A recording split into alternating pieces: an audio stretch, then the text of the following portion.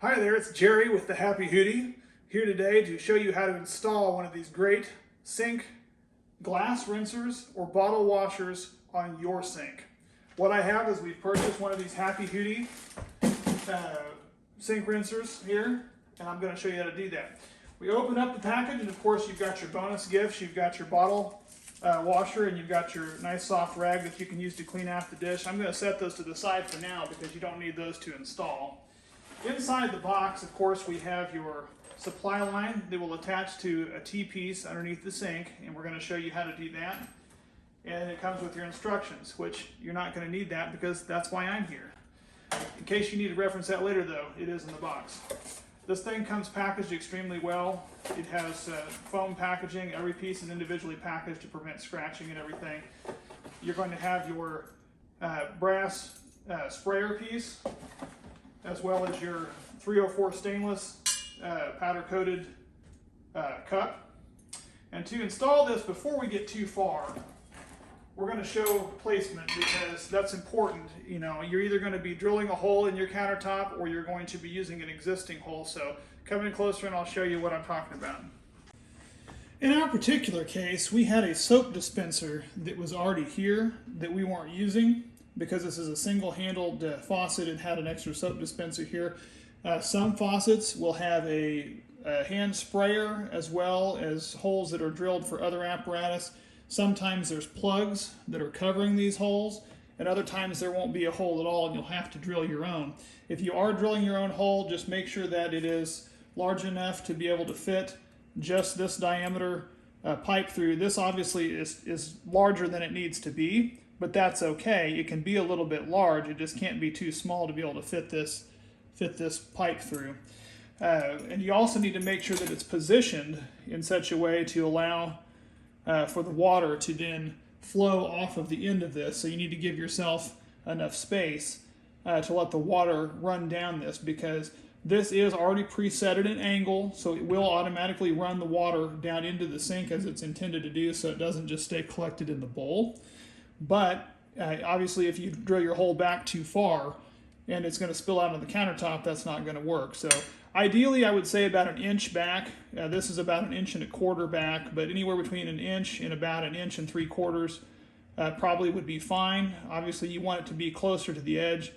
If it was even closer to the edge, I mean, it's fine, it just sticks out a little bit. So like I said, 1 inch, 1.25 inches, puts it at an ideal position to give you enough overhang that the water will run into the sink and also not be where it's going to run back on the counter. So since our hole is already drilled, I'm not going to drill a hole today, but that is how you do it. To mark it, you can simply set this where you want it. If you wanted it off to the side, you can then use a Sharpie, mark the hole exactly where you want it like this, pull it off, drill your hole, and then it's lined up exactly. So there's not a template for that. You can use this as the template for that. The next thing we're going to do is take this brass piece here and unscrew the bottom part of this off. And you're also going to remove the metal piece and this little plastic washer, you want to leave this little rubberized gasket. That's a gasket that's going to sit against that metal part in there like that, and when that's cranked down, that'll smash that rubberized gasket in there, which is going to create the seal that we need to prevent water from coming back underneath. If there ever does happen to be water that gets underneath here, there is another rubberized seal around this piece here that also will prevent the water from getting down underneath your sink. So it's going to be watertight. We're going to set that in there, and we're going to go underneath. And underneath, what we're going to do, it is recommended that you put this piece on first, then this flat washer piece to smash that up against the bottom. And then we're going to be using this piece to screw this up there as tight as we can get it. And then using these other screws, that will tighten those down even more, which will push this, seal this up there even better, just holding it snug in place. Now this is a good idea as we're doing this underneath there. If you don't have somebody else to check this, I would recommend that you come up yourself and check and make sure this is straight, because once this gets cranked down, it's going to be harder to adjust. So right before you make that final adjustment with this, make sure that it is straight, or if you've got someone else that can sit here and look at it and say, yeah, it's straight while you're tightening it down, that obviously is a bonus. So I'm going to go underneath and we're going to start attaching this together. Before we get too far in disconnecting and reconnecting this, there's actually an extra step you can do ahead of time to save yourself a little bit of struggle. You can take the supply line apart and just get it stretched out and give it a chance to rest, because it's been packaged in a box. So that way it gets it a chance to unfurl there a little bit. And you can take this T-piece and go ahead and get it out of the bag, because it will have a couple of washers in there. And you can use one of those washers. This T-piece basically just diverts the hot water. So as it is now, I've got the hot water goes through one T-piece right here already, because that sends the hot water over to my dishwasher. And then this upper one goes up to the kitchen faucet. Well, we're going to be adding an extra diverter in there to divert up there to our sink sprayer. So that's all we're going to be doing down here. Now it's got a couple of washers in here, and just need to make sure that the washer is firmly in the back side of the supply line. And we're going to go ahead and just attach it onto this T-piece on the side, like that. And we're going to go ahead and do that now and get that tightened down. And just finger tight it on there. And then you're going to need two tools. One, you're going to need a Phillips head screwdriver, because you're going to have to tighten down those screws. And it's a good idea to either have a set of wrenches or one of these adjustable pliers or channel lock type pliers, so that you can then tighten down on things like this and get it adjusted to the right thing here. So that way you can grab a hold of something just to tighten this down. It doesn't have to be super tight, just, snug enough that it's going to firm that gasket up against there. So we've gone ahead and done that piece first. That just saves me from having to do it while I'm on my back. So once we get that other part attached, it'll just be as simple as tightening this down onto there to get the supply and inserting that in there. And we will be ready to rock and roll. So let's turn off the water. The first step we're going to do before we get started installing this is locating the shutoff for the hot water supply. You'll know that it's the right one, because it'll have, if you have a dishwasher, it'll have a dishwasher supply running off the hot typically. But if you're unsure, you can turn on your faucet on hot, let it run for a couple minutes till it gets hot up there, and then feel the pipes, and whichever one is hot, that's your hot water supply. So we're going to go ahead and shut that one off. Some of them are quarter turn. This is more of a gate style that just you have to twist until it shuts completely off. Make sure it gets shut off. Now ready to disconnect it.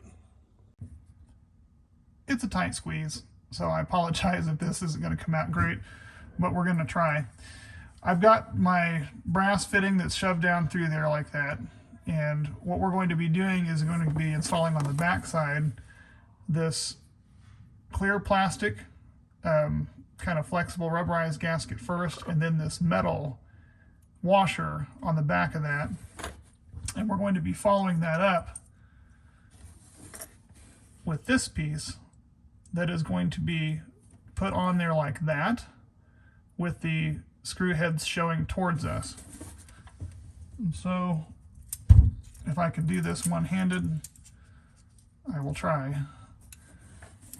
I've got all the three pieces.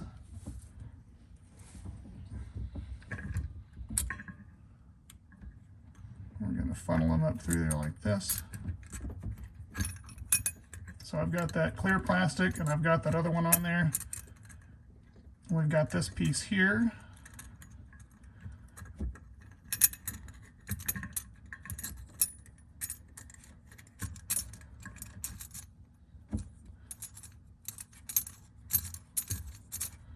Look at that, one-handed, man. See if you can do that. That's a challenge. You get extra bonus points for doing it one-handed. You're going to crank it down on there like that until it gets all the way down to where you feel it start firming itself up. And I'm feeling it right now. So we're going to go ahead and turn it down a little bit more. And I want to go up top and double check it and make sure that it's facing the right way. And then I'm going to come down and crank it down just a little bit more. And then we're going to screw those screws in. We're good. So I got my wife up there. She's eyeballing it just to make sure that it's not going to turn on me, but it doesn't look like that it is. Oh, it just did a little bit. So we're going to stop right there. She can bump it back for me. And then now we're going to go ahead and use our screwdriver and just tighten down these set screws right there. You got 2 of them. And you don't need to overdo this. I mean, this is not going to be anything that has to be just cranked on there and breaking the knob off. You just need to set them in there. It just helps set that to where any vibrations or whatever is not going to cut that thing loose. And it's going to secure that piece together to make it a good solid fit. So now we're ready for the supply line. And the supply line has two ends. It's got that T-piece end that we installed earlier. And it's got this larger end. Again, making sure the gasket is secured in there. We're going to put that on there and tighten that down. One-handed again as an added bonus. If I can get it on there here.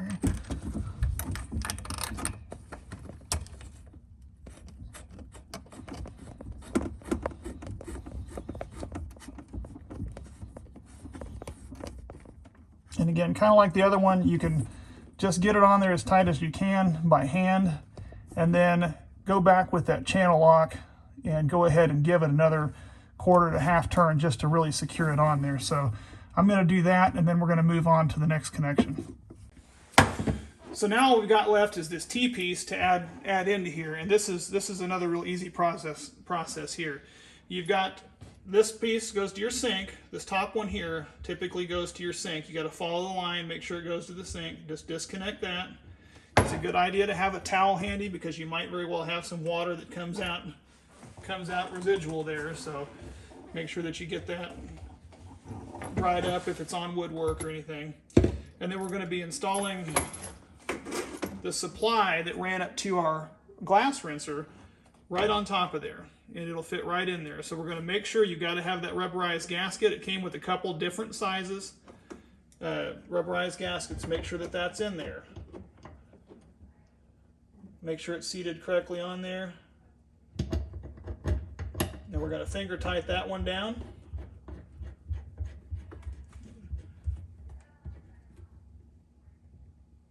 And then we're going to take our sink and just put it right on top of there for our faucet. And again, you make sure you got your gaskets in there or this thing will keep leaking. The last thing we're going to do once we get this all done, of course, is turn it on. You're going to check for leaks just to make sure that none of these need to get tightened down. Once you've got them all finger tight, you're going to take your tool here and adjust your pliers to get in where you can get in there and get these. And we're going to tighten each one of these down just a little bit more.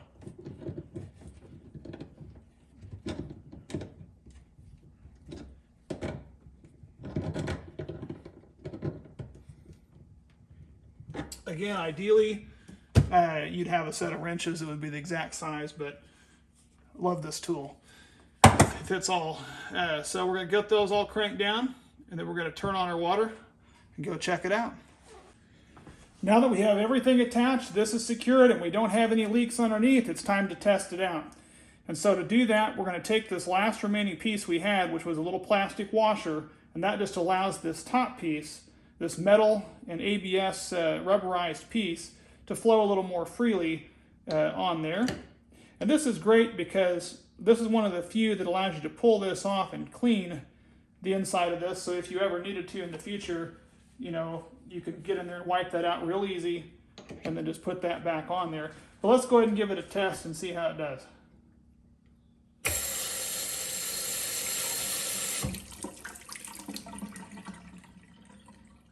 Works like a charm. You've just installed the Happy Hootie glass rinser and bottle washer. I hope you've enjoyed this video. If you did, please feel free to like and subscribe. See you next time.